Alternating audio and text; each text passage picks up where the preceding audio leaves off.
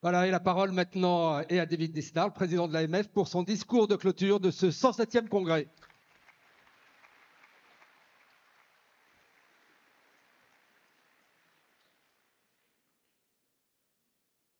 Liberté, liberté chérie, j'écris ton nom. De voir la liberté ainsi affichée partout, autour de nous, porte de Versailles comme sur le fronton de nos mairies. Quelle élévation, quelle joie, quelle satisfaction, quel bonheur. Oui, la liberté est le seul avenir possible pour la France telle que nous l'entendons comme une espérance. Et c'est cette liberté-là que nous voulons écrire aujourd'hui pour ne pas rester dans un propos, vous l'avez compris dès cette résolution parfaitement conçue et lue avec et par André, pour que cette liberté ne reste pas que virtuelle et que notre pays soit synonyme de progrès. Monsieur le Premier ministre, cher Sébastien Lecornu, mesdames et messieurs les ministres, mesdames et messieurs les parlementaires, mesdames et messieurs les représentants d'associations d'élus, nos chers partenaires, que nous avons tenu à associer à tous nos travaux et aux instances de l'Association des maires de France, l'AMF, c'est la maison mère, avec toutes les orthographes que vous souhaitez y mettre. Mesdames et messieurs les présidents d'associations départementales, des maires, nos 102 associations indépendantes de l'AMF avec lesquelles l'AMF maire travaille au quotidien étroitement. Et je veux remercier les équipes des AMF départementales et dire à quel point c'est une joie à chaque fois que de venir au salon, aux assemblées générales qui sont organisées sur tout le territoire national, hexagonal comme ultramarin, et à quel point c'est la plus grande source de satisfaction pour nous que d'être en parfaite interaction avec le terrain qui constitue toute la réalité de notre territoire. Je veux saluer également avec beaucoup de bonheur, de reconnaissance, de gratitude, messieurs les présidents d'honneur de l'Association des maires de France. Deux sont présents aujourd'hui, avec un salut particulièrement reconnaissant, affectueux et respectueux à Jacques Pélissard. Merci Jacques de ta présence. Et cette reconnaissance et cette affection s'exprime aussi pour son successeur, mon prédécesseur, celui qui est irremplaçable, mais auquel j'ai dû succéder, François Baroin.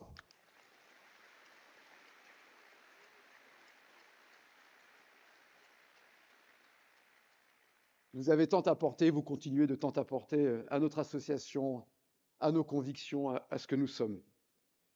Mesdames et messieurs les maires, mesdames et messieurs les présidents et présidents d'intercommunalité, mes chers collègues, je m'adresse urbi et orbi et voilà, je suis désolé de vous imposer une vue postérieure de mon propos, mais le discours vous est directement adressé tout de même. Hein, voilà.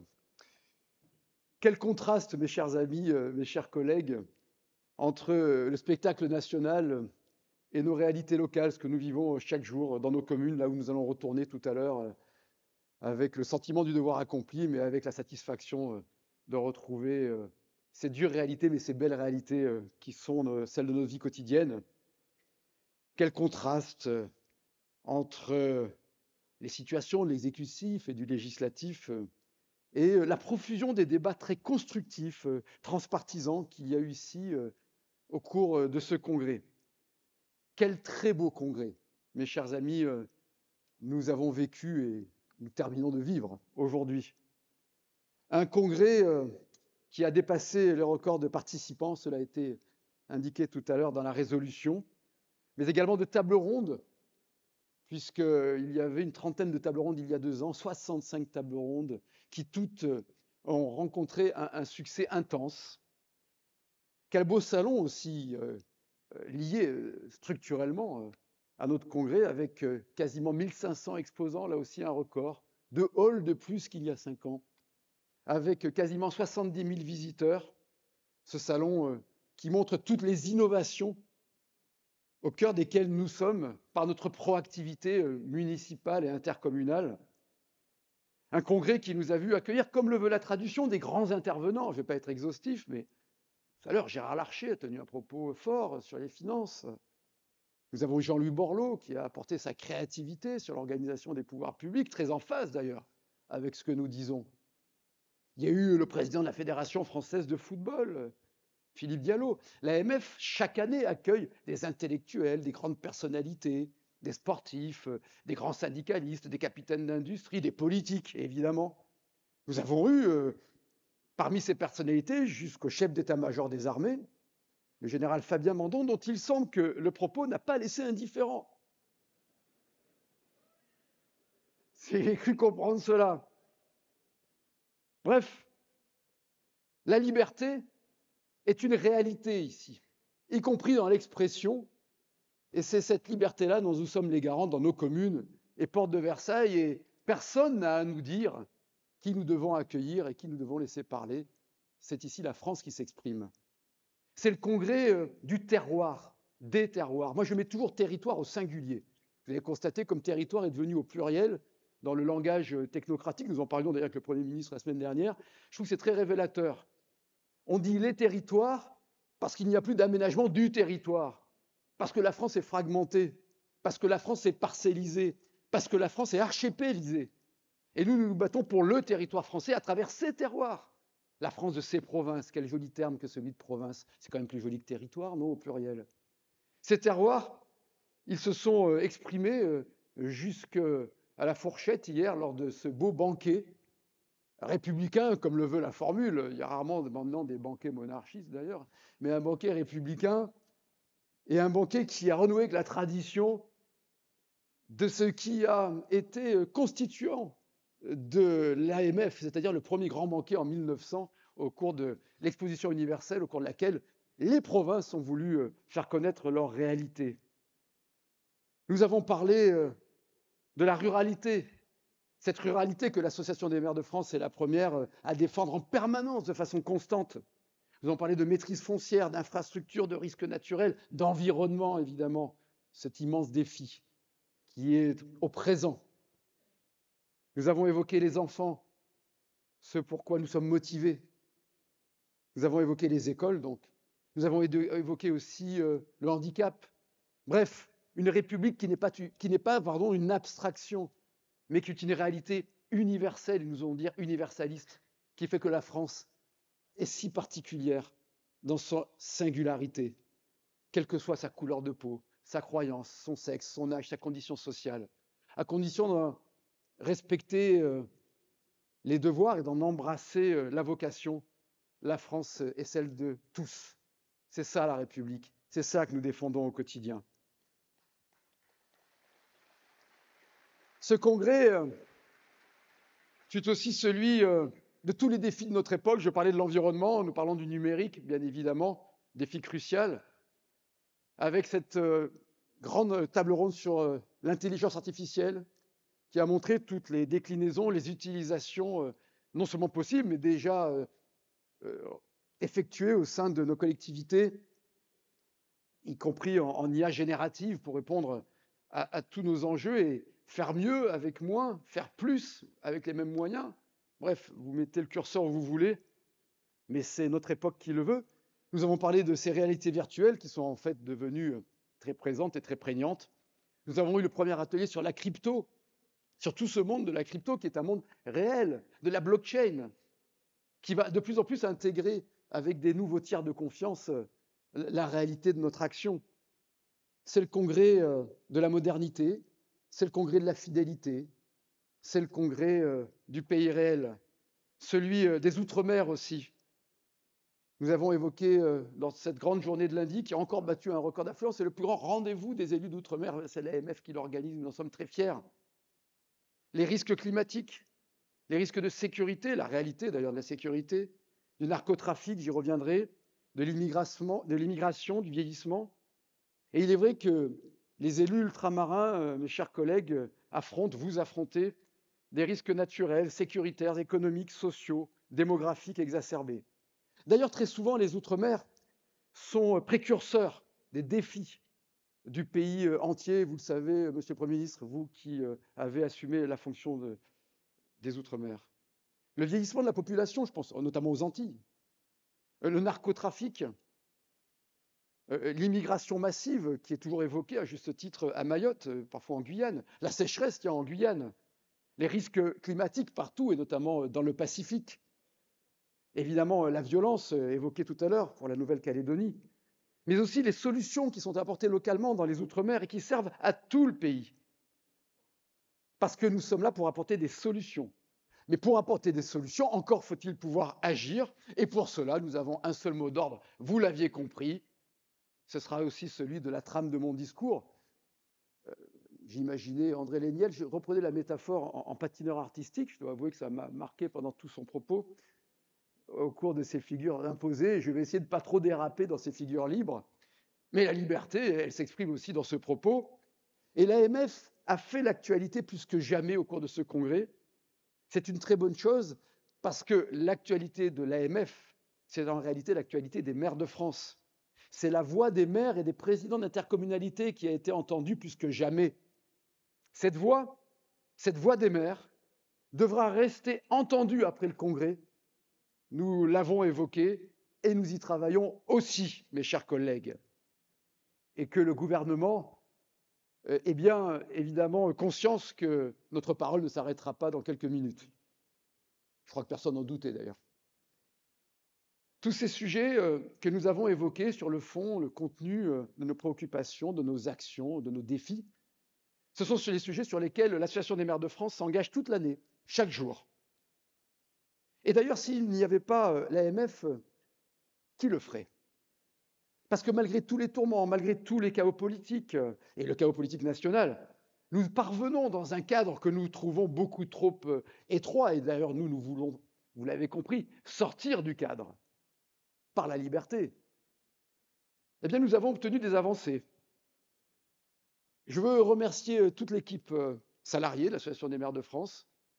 Petite équipe, hein, c'est un commando, mais tellement compétente, sous l'autorité du directeur général Éric Verlac, que je veux remercier et à qui j'exprime notre gratitude. Et puis, saluer tous les élus. Tous les élus, certains sont sur cette scène, vous êtes tous dans la salle, tous ceux qui s'investissent dans les instances de l'AMF. Nous sommes tous des bénévoles dans les instances de l'AMF, du président à tous ceux qui s'engagent dans les groupes de travail. Et cela traduit notre volonté, au-delà des clivages partisans et des convictions qui sont les nôtres, de défendre la liberté et la beauté communale. Les avancées de l'AMF sont celles qui accompagnent notre rôle de donneur d'alerte. Ces alertes qui viennent du terrain, mais aussi nous apportons des propositions, des solutions, elles aussi à hauteur d'homme. L'AMF a obtenu des avancées réelles en coproduction avec les gouvernements, je le mets au pluriel, avec le Parlement, et très souvent en partant du Sénat, et d'ailleurs là aussi très souvent dans une approche transpartisane, je tiens à le dire.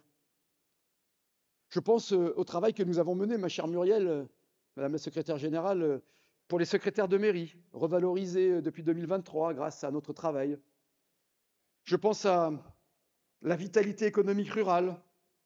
Nous avons infléchi les décisions qui allaient être prises et pour obtenir le maintien des ex-ZRR appelés FRR.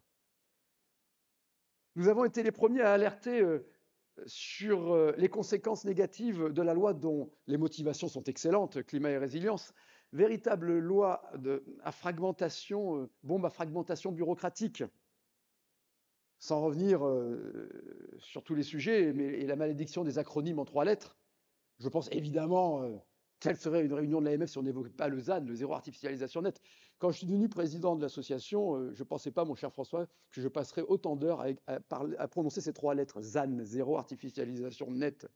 Alors nous avons obtenu des assouplissements, mais malgré les assouplissements obtenus, et malgré notre volonté de lutter contre l'artificialisation des sols au service de la biodiversité, l'approche technocratique descendante est inapplicable, nous le savons, et il est quand même un comble que de constater qu'une disposition à vocation écologique et environnementale telle que le ZAN s'avère être une fois de plus une véritable usine à gaz.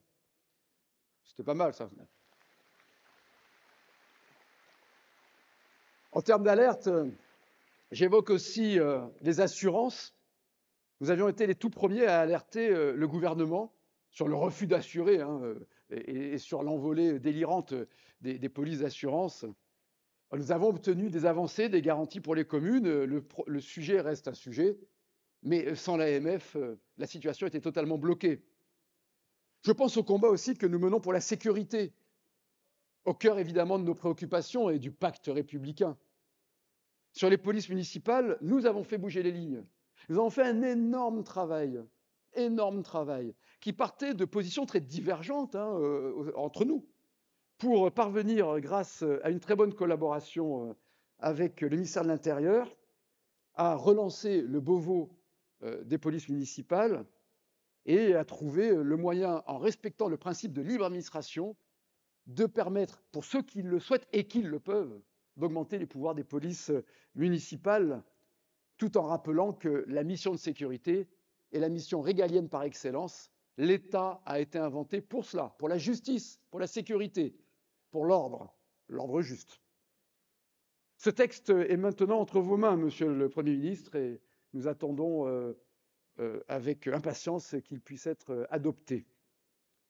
Le narcotrafic, dont on parle tant, hélas, depuis quelques heures, mais depuis des jours, des semaines, des mois, des années, nous avions été les premiers à alerter, il y a plusieurs années, sur la gangrène du narcotrafic, y compris en zone rurale, et sur, évidemment, l'intensification mafieuse du trafic de stupéfiants, du trafic de drogue, que nous constatons dans toutes nos communes. Nous avions relancé le débat sur la question il y a exactement un an, au cours d'une très grande table ronde sur le narcotrafic avec les sénateurs Blin et Blanc, qui avaient exposé leur rapport, qui avait ensuite permis d'adopter cette bonne loi. Et nous alertons d'autant plus que l'actualité est sordide, l'actualité récente à Marseille, dans d'autres communes. Toutes nos communes sont touchées, la mienne est touchée évidemment aussi. Et puis il y a quelques heures encore, au moment où je finalisais ce propos tout à l'heure, un enfant de 5 ans a été victime d'une fusillade en Martinique, semble-t-il liée au narcotrafic, et nous exprimons bien sûr nos pensées pour toutes ces familles atteintes.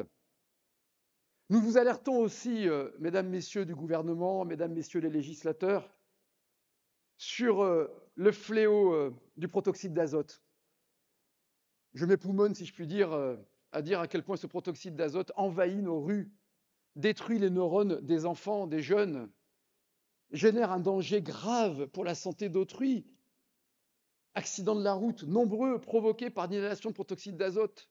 2 infirmières mortes dans mon agglomération au mois de juin par un chauffard, lui aussi décédé, qui avait des bonbonnes de protoxyde d'azote dans sa voiture. C'est un fléau colossal. La législation a évolué, elle doit aller beaucoup plus loin. Le protoxyde d'azote doit être considéré comme, lorsqu'il est inhalé, comme une substance illicite et une circonstance aggravante, comme toute drogue. Et il doit être rigoureusement et vigoureusement combattu dans nos rues.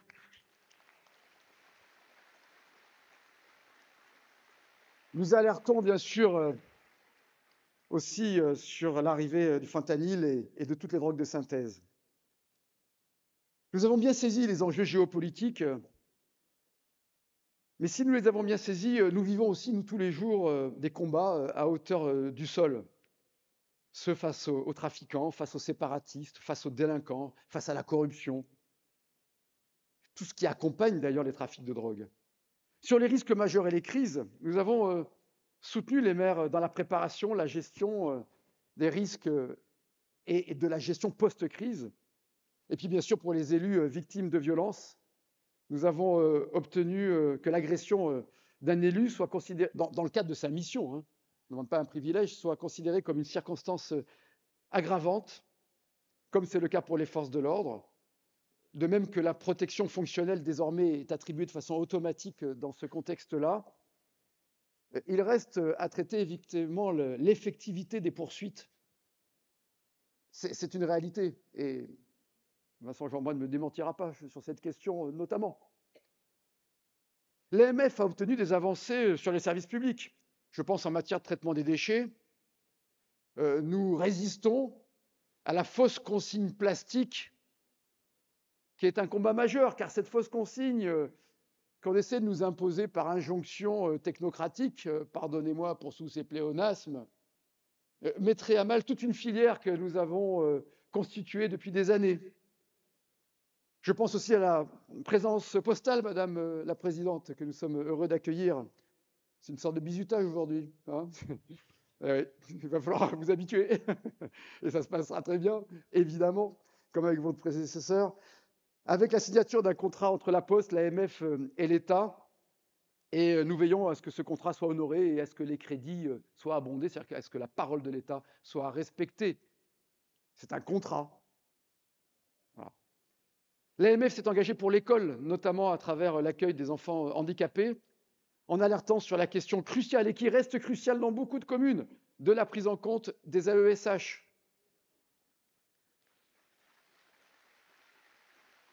Là aussi, les engagements validés par la loi doivent être tenus. Et puis, bien sûr, sur les déserts médicaux qui occupent toutes nos assemblées, nos travaux et vos annonces. L'AMF a annoncé la plus grave crise sociale, la plus grave crise humaine que nous constatons dans nos communes. François Baroin, à l'époque, avait tiré la sonnette d'alarme sur la crise du logement. Cette crise du logement, nous y sommes. Nous avons fait des propositions fortes pour suspendre le DPE qui exclut plus de 5 millions de logements du parc locatif, pour relancer le soutien aux maires bâtisseurs, pour amender, améliorer la loi SRU, pour décentraliser les zonages tels que cela a été expérimenté avec succès en Bretagne. Et puis l'AMF s'est battue pour l'engagement civique, l'engagement républicain, l'engagement patriotique, l'engagement local, pour améliorer les conditions d'exercice du mandat. Et nous avons travaillé avec intensité avec le Sénat, et notamment avec Françoise Gatel, que je salue à nouveau maintenant. Ça fait 4 fois aujourd'hui, Françoise. C'est presque trop. Donc pour qu'un texte voie le jour, il doit être définitivement examiné et adopté, je crois, le 8 décembre prochain. Et nous l'attendons avec impatience. Ça fut un travail acharné que nous avons conduit ensemble, Françoise. Et ces mesures ne régleront pas tous les problèmes, mais elles sont indispensables. Et je salue aussi Catherine Héritier et Frédéric Roy qui ont travaillé dessus pour qu'on améliore la conciliation entre la vie professionnelle, la vie étudiante, la vie familiale et l'exercice d'un mandat local et irriguer notre démocratie locale.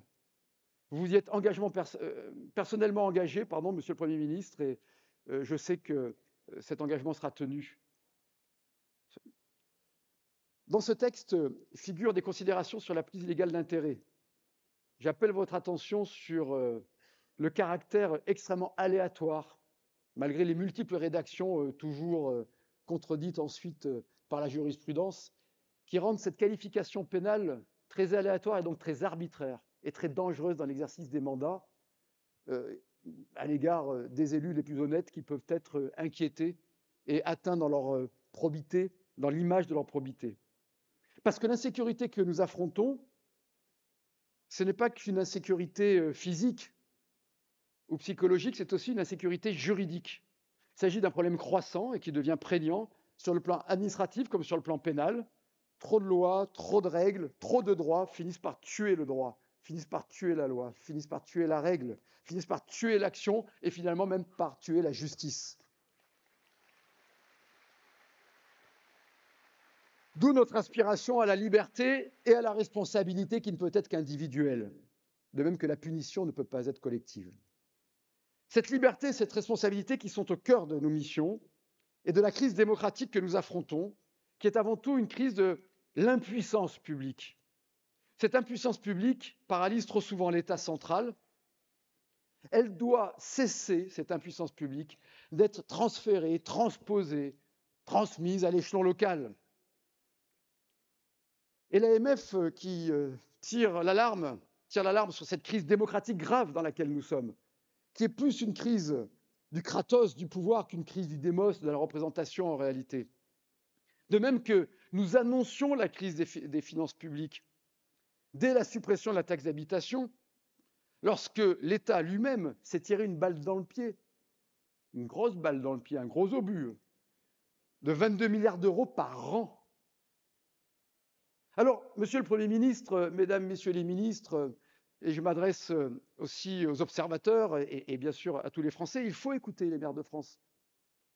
Parce que écouter les maires de France, c'est écouter le pays réel. Parce que notre congrès, c'est le congrès du pays réel, selon l'expression de Victor Hugo. Pas le congrès, le pays réel. Hein. Le pays réel, c'est la France communale. C'est la France qui, malgré tout, fonctionne. C'est la France qui investit, qui construit, qui entretient les routes, qui rénove notre patrimoine. C'est la France qui accueille les enfants, qui les nourrit à la cantine, qui ramasse les déchets et qui les traite, qui éclaire les rues et qui les rénove. C'est la France qui s'occupe des plus vulnérables, de nos aînés, des personnes porteuses de handicap, des femmes victimes de violences, des jeunes qui galèrent tant, de ceux qui sont dans la rue aussi. C'est la France qui fait du sport, c'est la France qui développe la culture, c'est la France qui innove pour l'environnement, c'est la France qui agit pour la sûreté dans les rues et pour le civisme dans les têtes, c'est la France qui s'engage pour les autres, c'est la France qui sait tenir ses comptes, qui respecte la règle d'or et qui n'emprunte que pour l'investissement.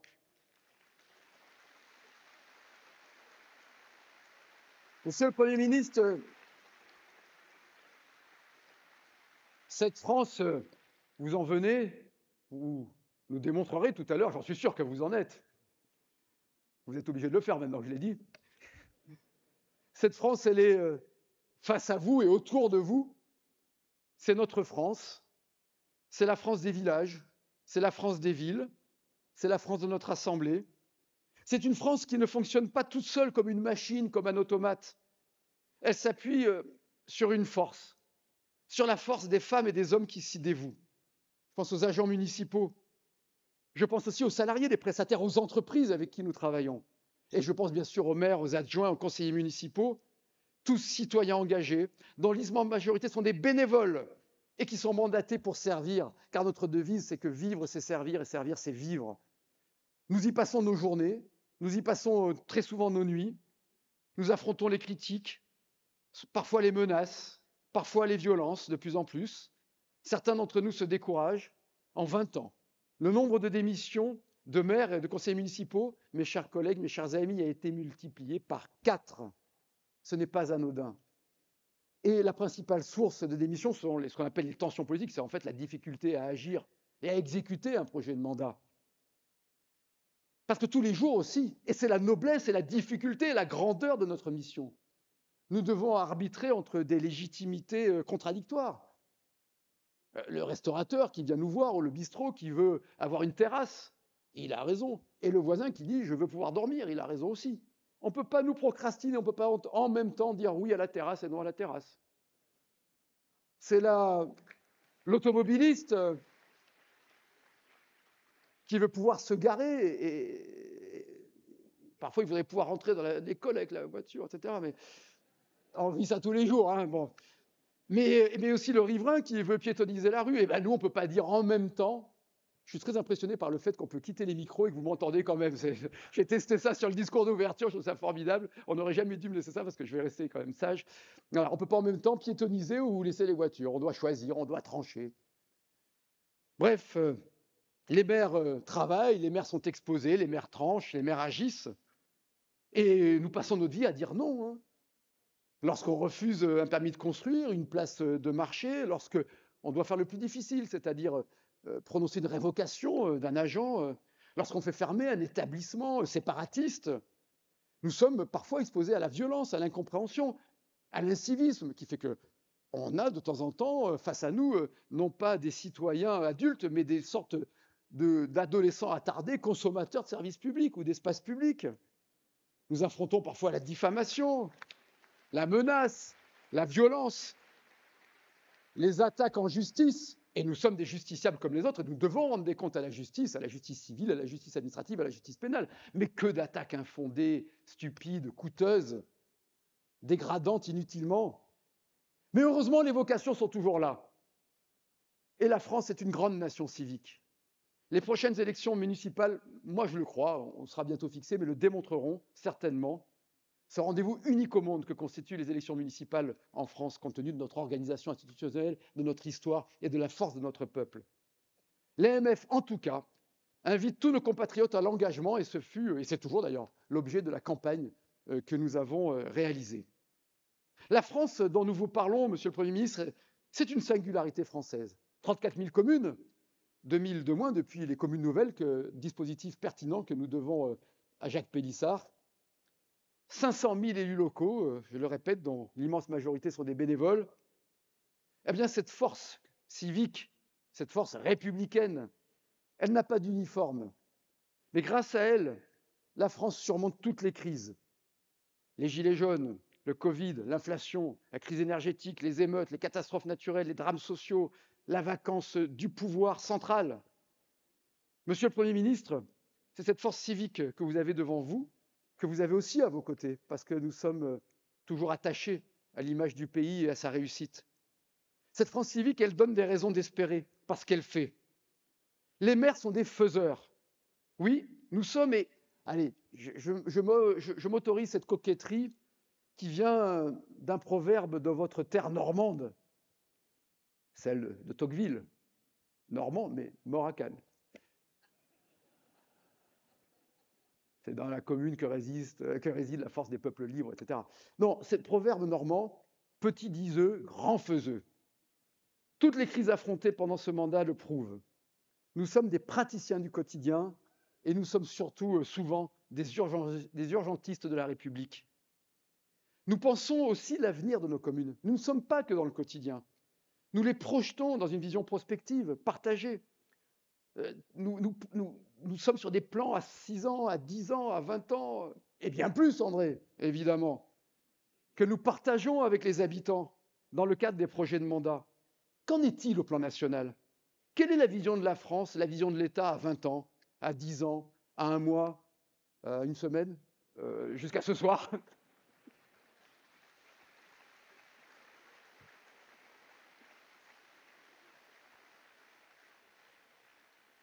Nous sommes en train de discuter des efforts budgétaires et nous saluons les parlementaires qui travaillent avec nous. Certains ont beaucoup de mérite de travailler avec nous et de retourner au Parlement. Nous avons eu vent des travaux de la commission du Sénat et nous saluons les annonces faites par le président du Sénat ici même, Gérard Larcher, tout à l'heure, après les travaux de la commission des finances hier, pour rendre plus compatibles avec nos réalités les discussions budgétaires en gestation et nous vous en savons gré. Mais finalement, quel est le sens de tout cela? Parce que, au-delà du fait que nous ne savons pas ce qu'il en adviendra à la fin du processus législatif et gouvernemental, nous voyons bien que nous ne pouvons pas rester dans une telle dépendance de l'État. Et c'est le cœur du message que je voudrais faire passer aujourd'hui. Parce qu'on nous dit, alors est-ce que vous allez avoir beaucoup d'efforts, faire pas beaucoup d'efforts, etc., dans ce récit infantilisant là, qui nous... Mais nous, les efforts, on en fait tous les jours. Voilà. Tous les jours, on essaie d'augmenter notre capacité d'autofinancement, de dégager des marges de manœuvre, etc., etc. Et des efforts, nous sommes capables d'en faire toujours plus. À condition que ce soit des efforts positifs. Si ce sont des efforts qui entretiennent les causes du problème, nous ne sommes pas masochistes. En tout cas, nous n'avons pas cette vocation. Donc, le spectre du débat, ce n'est pas entre faire des efforts ou pas faire d'efforts, etc. C'est simplement engager la politique qu'il faut pour retrouver un État performant, une organisation des pouvoirs publics respectueuse de la démocratie, locale comme nationale, et assumer les grandes missions qui sont les nôtres de prospérité et de solidarité. C'est tout le système qu'il faut changer. Ce système qui nous a mis sous perfusion du malade sur le plan financier. Ce grand changement, c'est celui de la liberté, c'est celui de la responsabilité du pouvoir local, c'est celui de la réalité de la démocratie. Or, aujourd'hui, trop souvent, ce que nous constatons, c'est que le politique, la politique, les politiques s'inclinent, se courbent, renoncent face à la haute administration de l'État, qui est de grande qualité, mais qui n'est pas là pour décider au nom du peuple, mais pour exécuter au service du peuple. Alors nous, mes chers amis, nous refusons de nous incliner. Nous voulons défendre l'intérêt national. Et on n'est pas le syndicat de la corporation des maires. Nous défendons l'intérêt national, celui qui doit s'exprimer à travers la démocratie locale. Nous n'avons pas été élus, pour reprendre la formule de notre résolution et que nous utilisons à l'envi, nous n'avons pas été élus pour être des sous-traitants, des palliatifs, des supplétifs de l'État. Nous avons été élus pour décider, pour faire et pour rendre des comptes aux habitants citoyens qui nous ont mandatés. Et nous assurons cette mission-là. Or, ce que nous constatons, c'est que les faiseux que nous sommes peuvent de moins en moins faire, à cause de la technocratie, celle qui fait des modalités une finalité. C'est ça qui la caractérise. C'est quand la modalité devient finalité, qu'on ne sait plus pourquoi on fait le truc, le machin. C'est celle qui multiplie par 12, en 12 ans, le code de l'environnement, de 100 000 mots à 1 200 000 mots pour le seul code de l'environnement. C'est celle de la technocratie, mais aussi de la bureaucratie. Celle qui voudrait que les maires, finalement, soient eux-mêmes des petits hommes gris. C'est celle de ce que j'appelle la schématocratie. Les SRADET, les PADD, les PDM, les SCOT, à chaque fois je vous le fais, mais j'en oublie à chaque fois. Que nous imposent aussi d'autres machins. Souvent, je disais, il y a un triangle des Bermudes de l'action publique. DREAL, que je salue, des DT, des DTM, ARS, MRAE, etc.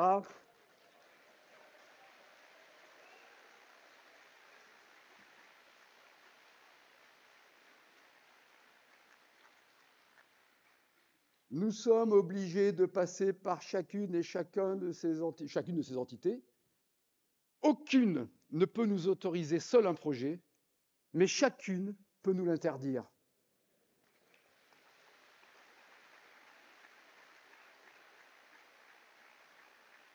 Parce que, parallèlement à la recentralisation que nous évoquions tout à l'heure de l'État au niveau de la décision, il y a eu une parcellisation de l'État local. Et c'est là le problème que nous devons affronter, c'est ce qu'exprimait d'ailleurs très bien Jean-Luc Borloo hier. Et j'ajoute à la bureaucratie, à la technocratie, à la schématocratie. Tout à l'heure, un élu d'un groupe parlementaire m'a parlé de l'administratocratie, donc je vais la rajouter, mais j'ajoute une dernière que j'ai trouvée hier, je trouvais ça sympa, la bercycratie. La bercycratie, c'est celle qui pense que taxer, c'est économiser. Le seul mot en cratie qui doit s'imposer, c'est démocratie. Et je pose cette question étourdissante.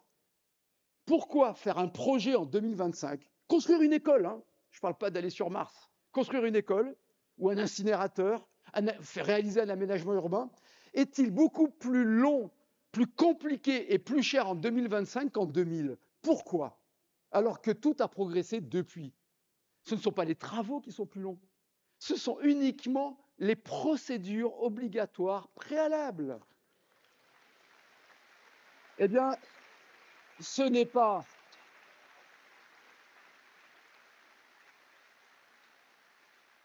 un progrès, c'est une régression. À cause des procédures, des autorisations, du harcèlement textuel que nous subissons, notre démocratie régresse et nous sommes pour le progrès. Le progrès, c'est faire plus vite, plus fiable, moins cher, plus efficace, plus beau, plus fort. Les collectivités aujourd'hui sont contraintes, pour celles qui le peuvent, de payer systématiquement des cabinets d'assistance à maîtrise d'ouvrage. Ce qui amplifie la fracture territoriale entre les entités qui ont une ingénierie et des moyens financiers et la ruralité qui est une fois de plus trahie par ces procédures. Avant, quand on lançait un projet, on regardait ce qui est interdit. Maintenant, avant de lancer un projet, on cherche ce qui est autorisé. Et dès qu'on nous parle de simplification, nous on se jette dessus, mais à la fin on constate que c'est plus compliqué. Alors j'ai vu une liste d'exemples de communes, je vais vous les épargner. J'ai évoqué une commune de Savoie, je salue le maire de Valloire, donc, dont il s'applaudit, il a raison, dont les travaux étaient retardés parce que les vipères venaient frayer. Comme je dis, les vipères, elles connaissent mieux la campagne que les chefs de l'environnement dans les services. Et quand il y a une vibration de marteau-piqueur, elles vont frayer ailleurs, quelle que soit leur pulsion sexuelle du moment. Mais ce qui est certain, c'est qu'il est quand même paradoxal d'avoir vu nos pouvoirs d'urbanisme régresser, malgré les promesses de décentralisation, et de voir que dans les communes, on ne peut plus s'opposer à l'installation d'une éolienne, mais qu'on n'arrive jamais à imposer à l'ABF un panneau solaire sur un bâtiment. Voilà, c'est plus acceptable aussi. Hop là. Alors, on ne peut pas, en même temps, ne pas toucher au foncier en raison du ZAN, des erreurs d'artificialisation nette et des plans de prévention, et puis en même temps accueillir des industries ou être obligé de construire des logements sociaux. On ne peut pas en même temps, sur le plan budgétaire, baisser nos dépenses salariales, comme on nous enjoint de le faire, certainement à juste titre, j'imagine, mais cette année de demander 1,4 milliard de plus de cotisations salariales au titre de la CNRACL. Ce point est un point essentiel, Monsieur le Premier ministre. Nous sommes les seuls employeurs à qui l'État oblige d'augmenter les cotisations employeurs de 13 points en 4 ans, 3 x 4, 12 plus 1, 13 points, ce qui représente quasiment 5 milliards d'euros de plus de cotisations en année pleine pour alimenter une caisse, la caisse des fonctionnaires territoriaux, dans laquelle l'État, et c'est sourcé, documenté et incontesté, a pioché plus de 100 milliards d'euros en 50 ans pour transférer à d'autres régimes, y compris à l'hospitalière.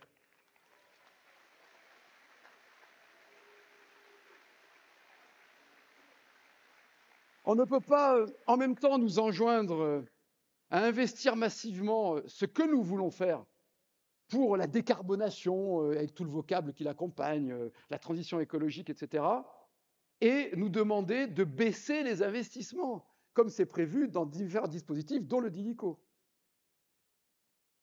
Enfin, on ne peut pas annoncer une décentralisation et en même temps constater que nos moyens et notre capacité de décider sont réduits.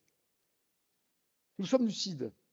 Vous avez annoncé, Monsieur le Premier ministre, le chantier de la décentralisation et la liberté locale comme vos priorités, et je sais, je peux en témoigner que c'est un engagement sincère chez vous, et je tiens à le dire ici.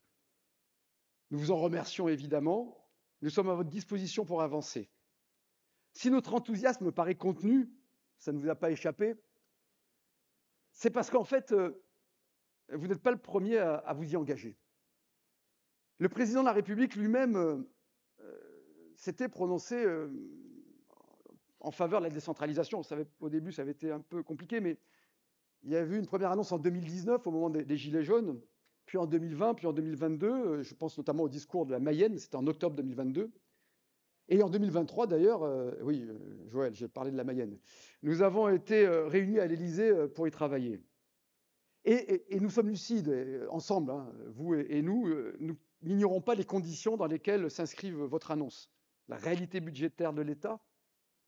L'État obèse est devenu affamé, hein, toujours plus, et donc lorgne sur les recettes des ménages, des entreprises et des collectivités. La réalité politique, tout simplement, d'une Assemblée nationale sans majorité. Et puis la réalité électorale, celle des élections municipales dans 4 mois. Alors nous sommes lucides, nous ne faisons aucun procès d'intention, et nous sommes et serons force de proposition. L'AMF saisit toujours toute occasion de faire progresser les libertés locales. C'est notre vocation et c'est la raison d'être de l'Association des maires de France. Mais je crois que ce qu'il faut qu'on ait tous à l'esprit, c'est qu'il ne s'agira pas de rafistoler le Titanic. Il s'agit de construire une nouvelle embarcation. Et surtout que nous changeons d'époque. Nous sommes à la fin d'un cycle très centralisateur, recentralisateur, d'un État qui a, je le disais, recentralisé la décision depuis au moins une quinzaine d'années et qui s'est éparpillé dans l'exécution. Ce qui n'a pu produire, engendrer que de la confusion, de la complication et parfois de la paralysie dans l'action. Et si chacun, depuis des années, appelle à la vraie décentralisation, vous avez vu, maintenant, on dit toujours la vraie décentralisation. Un nouvel acte, acte 3, etc. C'est parce qu'en fait, il y a eu tellement de fausses décentralisations. Parce qu'elle a été dévoyée. C'est d'ailleurs, je lisais cet extrait hier du dernier ouvrage posthume d'Olivier Marleix, à la famille de qui nous pensons aujourd'hui, dans son livre qui vient de sortir, et qui écrit, je le cite, « De manière aberrante, ce que l'État ne gère plus en direct et a transféré aux collectivités locales, il ne peut s'empêcher d'édicter comment le gérer. » C'est exactement cela. Or, nous voulons un avenir positif, et un avenir positif ne peut que reposer sur la liberté et la responsabilité locale. Il est donc temps de redonner de l'air à la force du pays réel, parce que la liberté, c'est la source de la création, c'est la source du progrès. C'est par la liberté que l'homme marque sa singularité sur Terre, C'est la singularité de l'espèce humaine que d'être face à des choix qui ne sont pas que des choix d'adaptation, de reproduction et de défense. Comme l'avait si bien écrit le grand économiste Frédéric Bastiat, la liberté produit toujours ce que l'intervention arrête: la responsabilité, l'énergie, l'expérience, la justice. La liberté n'existe que par la responsabilité. Donc, si on veut créer de l'efficacité, notamment au sommet de l'État et dans l'organisation publique, il faut créer des îlots de responsabilité. Quand tout se dilue, quand on ne sait même plus qui est responsable de la réussite ou d'un échec, et nous sommes tous confrontés à cela, c'est que le système est en train de s'écrouler. En démocratie, mes chers amis, la liberté n'a jamais à se justifier. C'est toujours la restriction de liberté qui doit se justifier. C'est un des grands principes de droit, la démocratie. Eh bien, dans notre relation avec l'État, depuis une quinzaine d'années, c'est tout l'inverse qui se produit. C'est nous qui sommes obligés de justifier notre capacité d'action. C'est la liberté qui est obligée de se justifier, une inversion de la charge de la preuve. Donc aujourd'hui, oui, il faut la faire, cette vraie décentralisation. Mais la décentralisation, c'est un tout. La véritable décentralisation n'existe pas en pièces détachées. Nous l'avons vu avec les lois, à mon avis, funestes, MAPCAM et NOTRe. La décentralisation, ce n'est pas un mécano de compétences, et c'est le piège que nous voulons éviter, mais un souffle de liberté. La vraie décentralisation n'est pas un ajustement technique, mais une réforme politique. La véritable décentralisation n'existe que dans le respect des principes fondamentaux, celui que nous vous avons rappelé avec André Léniel dans le courrier que nous avons adressé. Je ne vais pas tous les citer, mais évidemment celui de la libre administration, principe constitutionnel sur lequel s'assoient trop souvent les gouvernants depuis quelques années. Nous proposons que cette libre administration, comme le veut la Constitution, soit définie précisément dans une loi organique. Et elle signifie qu'aucune collectivité ne doit avoir de tutelle sur une autre. Nous ne voulons pas de tutelle de l'État, mais nous ne voulons pas de tutelle d'autres collectivités non plus. D'où la méfiance à l'égard du chef de filat. Deuxième principe, l'autonomie financière. L'autonomie financière qui n'est réelle que s'il y a autonomie fiscale. C'est-à-dire que si on associe l'habitant à la dépense pour inciter à la sobriété fiscale, et qu'on ait bien à l'esprit que plus il y a eu suppression de fiscalité locale, plus il y a eu de prélèvements obligatoires en France. Donc le contribuable a été pénalisé par ces mesures. Enfin, la subsidiarité, André en a parfaitement parlé tout à l'heure, ce mot mal compris qu'on est toujours obligé d'expliquer et pourtant si beau, qui consiste à dire tout simplement que d'abord, la subsidiarité, c'est un principe de responsabilité horizontale. L'individu doit régler ses problèmes par lui-même.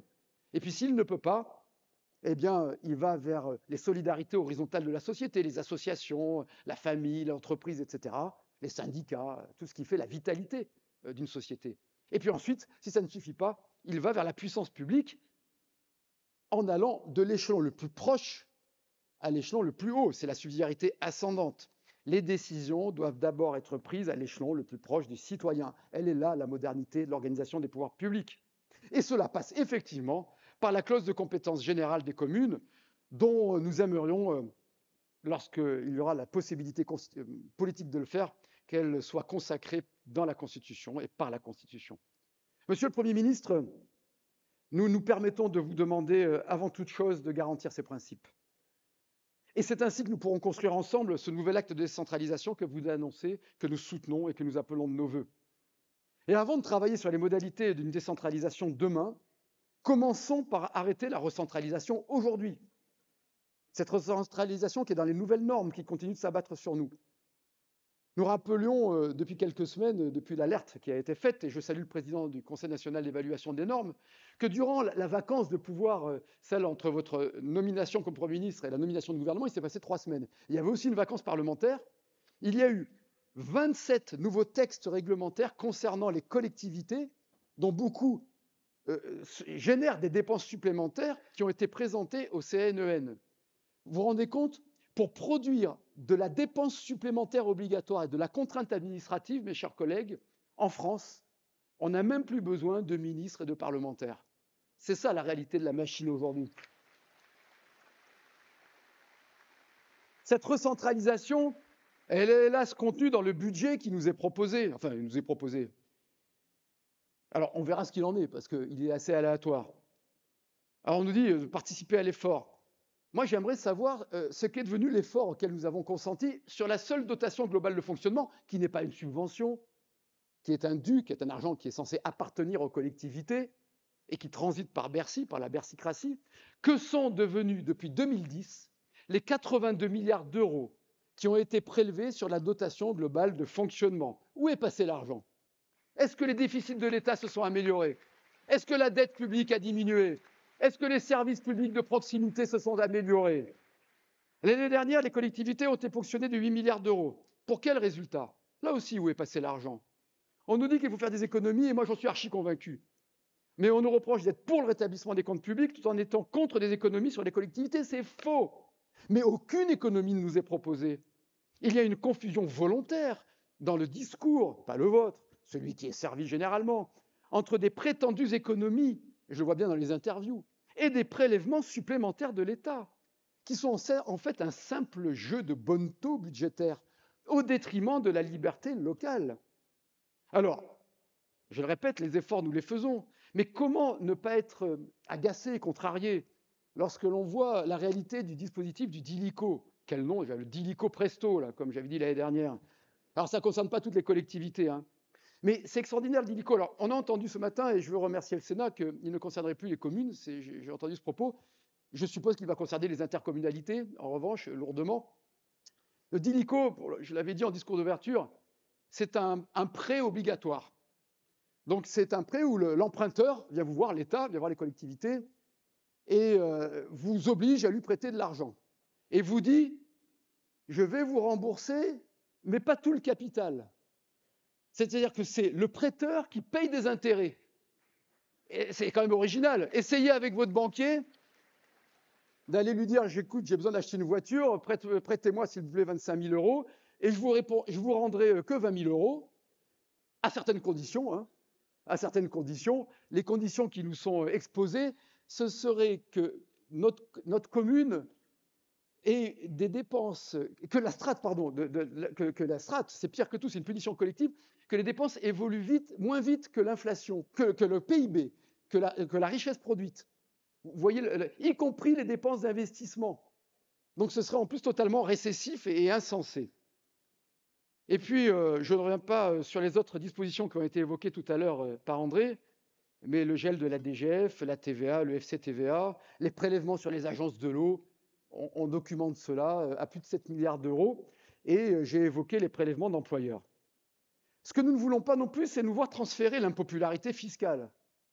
C'est-à-dire qu'on ne voudrait pas apprendre mercredi qu'une évolution des bases locatives dont il semble que l'information n'ait pas été parfaitement maîtrisée, ainsi que la gestion qui concernerait 7 400 000 foyers et qui augmenterait mécaniquement les impôts locaux d'à peu près un demi-milliard, sans évaluer les incidences sur la taxe d'habitation, sur la résidence secondaire, etc., soit une forme de compensation impopulaire des 4,6 milliards qu'on nous annonce comme prélèvement par ailleurs.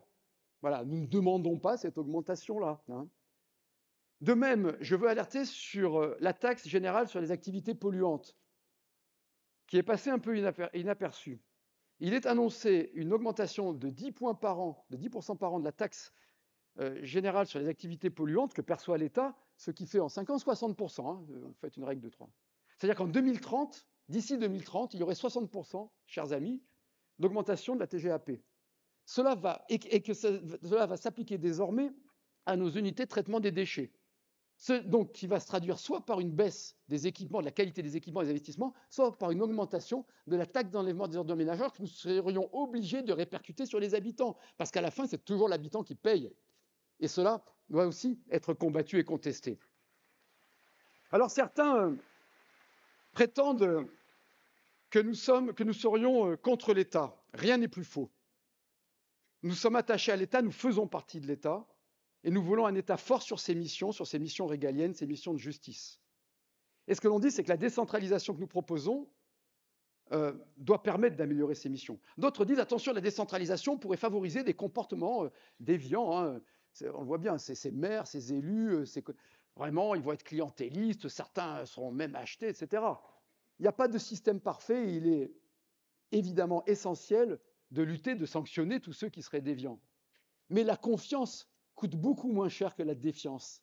La liberté rapporte beaucoup plus que la contrainte. Elle est beaucoup plus positive. Et nous nous sentons dépositaires, je le disais, de l'avenir de notre pays. Alors, Monsieur le Premier ministre, nous vous disons que nous faisons partie de l'État, que l'État ne va pas mieux quand les communes vont mal, que plus l'État a supprimé d'impôts locaux, plus les contribuables ont payé à la fin, parce qu'on a centralisé, déresponsabilisé la fiscalité, que plus les budgets locaux ont été encadrés, plus les dépenses publiques ont augmenté, et bien sûr qu'il y a des collectivités mal gérées, bien sûr qu'il y a des abus, etc. Mais ce n'est pas la règle. Le total de la dette des collectivités territoriales en France, régions, départements, intercommunalités, établissements d'ailleurs en l'occurrence, et communes, représente un peu moins de 9% de la richesse produite. C'est exactement le même pourcentage qu'il y a plus de 30 ans. Pendant ce temps-là, la dette sociale, elle a beaucoup augmenté, la dette de l'État a explosé. Toutes les ponctions qui nous sont annoncées ne vont pas améliorer les comptes publics, elles vont aggraver les comptes publics et le problème, car elles vont faire baisser l'investissement et elles vont engager un processus récessif, parce qu'elles vont transférer parfois l'emprunt vers la collectivité et parce qu'elles vont donc amplifier les causes des effets dont que certains pleurent tout en chérissant les causes, pour paraphraser la Bruyère. Nous ne remettons pas en cause votre engagement et votre volonté de décentraliser, mais nous vous disons au contraire qu'il peut y avoir des décisions immédiates par un principe simple, liberté pour les communes. Liberté de définir comment appliquer les lois. L'AMF a une position constante qui consiste à dire qu'il faut transférer le pouvoir réglementaire, sauf pour le régalien, aux collectivités territoriales, le pouvoir réglementaire d'application des lois. Et cela va totalement oxygéner notre démocratie. On ne veut pas un droit à la différenciation, on ne veut pas quémander un droit à la dérogation. Nous voulons pouvoir décider. Liberté pour les communes de mettre en œuvre leurs projets sans demander des autorisations aux multiples agences et directions de l'État. Autorisation préalable à respecter, appel à projet à respecter, schéma directeur intégré, appel à manifestation d'intérêt, tout ce qui flèche, engonce, finalement paralyse aussi l'action publique. Et c'est pourquoi les préfets doivent avoir cette autorité réelle et non théorique sur tous les services de l'État déconcentrés. Nous voulons plus de liberté pour ceux qui produisent et plus d'autorité contre ceux qui nuisent. Liberté pour les communes de construire. L'État nous a montré la voie. Lorsque l'État a été face aux contraintes qu'il inflige aux investisseurs, aux donneurs d'ordre, aux entreprises, aux collectivités, il s'est affranchi de ces règles. Ce furent les lois d'exception, loi Notre-Dame de Paris, loi Jeux Olympiques de Paris. Et ça a parfaitement fonctionné et ça a fait la fierté de notre nation. Eh bien, nous demandons que ces lois d'exception, qui permettent de recentrer la norme nécessaire, la règle nécessaire, environnementale, sociale et de commande publique, eh bien que ces lois d'exception qui libèrent la création deviennent le droit commun, deviennent la règle générale.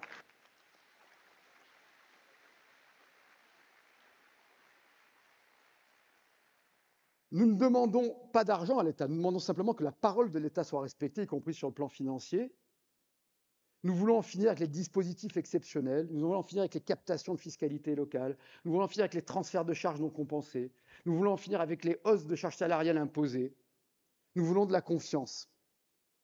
Alors, pour que le pays retrouve sa prospérité et fonctionne comme nous nous y attachons, dans nos communes, dans nos intercommunalités, pour que vive une force civique puissante, pour que vive notre démocratie, pour que vive la France, il est temps, mes chers amis, mes chers collègues, de faire gagner la liberté. Alors, nous sommes tous réunis pour parler de liberté. Il n'y a pas de plus beau symbole, peut-être, que le retour en France d'un immense écrivain qui a embrassé la nationalité française, Boualem Sansal. Il est aujourd'hui un homme libre. Nous nous en réjouissons, nous en sommes soulagés pour l'homme qu'il est, pour l'œuvre qu'il porte, et parce que nous sommes attachés à une France universelle qui défend ses ressortissants et qui défend les artistes, qui défend les créateurs. Son sort nous rappelle que la liberté est précieuse, que la liberté n'est jamais acquise, que la liberté est toujours un combat. Dans le Serment des barbares, Boualem Sansal nous indique le chemin en écrivant « Les lendemains ne chantent jamais que pour les hommes libres ». Ces lendemains, mes chers amis, ces lendemains qui chantent pour la France, Nous devons les écrire dès aujourd'hui, dans chacune de nos communes, dans l'organisation des pouvoirs publics, dans nos relations avec l'État. C'est à nous tous de rendre la liberté plus que jamais vivante, car la liberté se défend dans le réel, dans le concret, dans nos villages, dans nos villes. Vive la liberté individuelle, vive les libertés publiques, vive la liberté politique, vive la liberté d'expression, vive la liberté locale, vive la liberté, vive les communes de France et vive la France. Merci.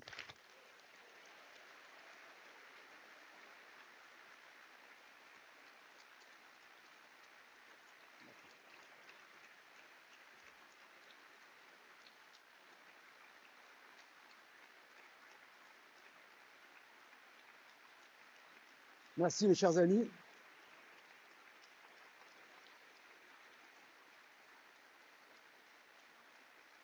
Monsieur le Premier ministre, cher Sébastien, avant de vous passer la parole, avec le bureau de l'AMF et toutes les instances de l'Association des maires de France, tous ceux qui sont ici avec vous, qui vous accueillent, nous avons voulu consacrer un moment d'hommage aux victimes des attentats islamistes du 13 novembre 2015. Deux communes ont été touchées, Saint-Denis et Paris. Et j'invite les représentants des communes à me rejoindre sur cette scène, à se lever et à venir ici. C'était il y a 10 ans.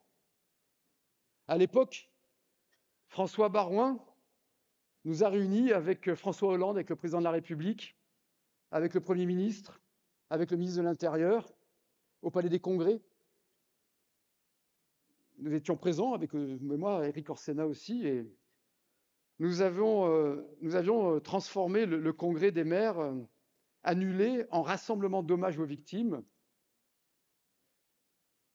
en hommage au soutien à leurs proches et en mobilisation pour la liberté.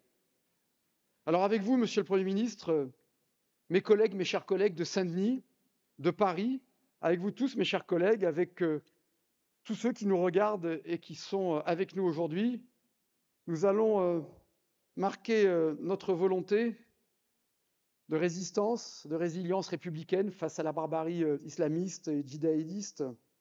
Et nous allons marquer un moment, une minute de silence, de soutien aux familles des victimes et de soutien républicain.